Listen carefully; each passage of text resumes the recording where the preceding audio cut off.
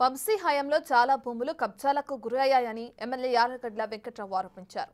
చేసిన పాపాలు ఊరికే పోవన్న ఆయన నాడు అధికారాన్ని అడ్డం పెట్టుకున్న వంశీ అరాచకాలకు పాల్పడ్డారంటూ ఆరోపించారు. చట్టం తన పని తాను చేసుకుపోతుందని ఎమ్మెల్యే వ్యాఖ్యానించారు.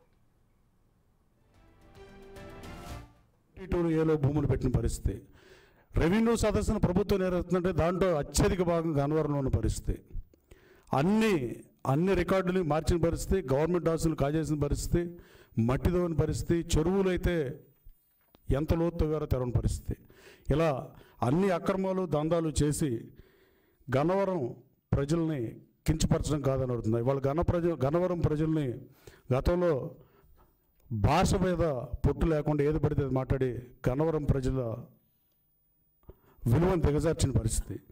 ఇవాళ గన్నవరంలో నేను చెప్పే ఎన్నికల ముందు నేను ఎవరి మీద ఒక కేసు కూడా పెట్టనని మీరు మీడియా సోదరులు కూడా అడుగుతున్నా. గత 10 సంవత్సరాలు ఎన్ని కేసులు నమోదైనవి, నేను శాసనసభ్యుడానికి ఎన్ని నమోదైనా మీరు పరిశీలిస్తే పట్టుమని 100 కూడా, నేను ఒక్కటి కూడా ఈవెన్ వైసీపీ కార్యకర్త మీద కూడా నేను కేసు పెట్టలే ఇప్పటివరకు ఈ 8-9 మాసాల్లో.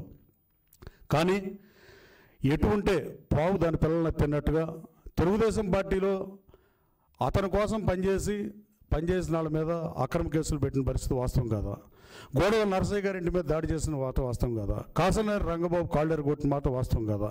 ఇలా చెప్పుకుంటే ఒక గంట సేపు పడతాయి. భూ కబ్జాలు కానీ, దందాలు కానీ, రౌడీయిజం కానీ, ఇలాంటి పరిస్థితులు గన్నవరంలో నెలకొనడం చాలా బాధాకరం. అలాగే వీటికి తోడు గన్నవరం సెంటర్లో కూడా, గన్నవరం అంటే మీ మీడియాలో కూడా గన్నవరం ఒక చిన్న బోర్డు చూపెడతారు.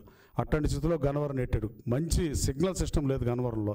అలాగే మహాత్మా గాంధీ స్టాచ్యూ బాగోపోయిన పరిస్థితి, రామారావు స్టాచ్యూ కూడా బాగోని పరిస్థితి.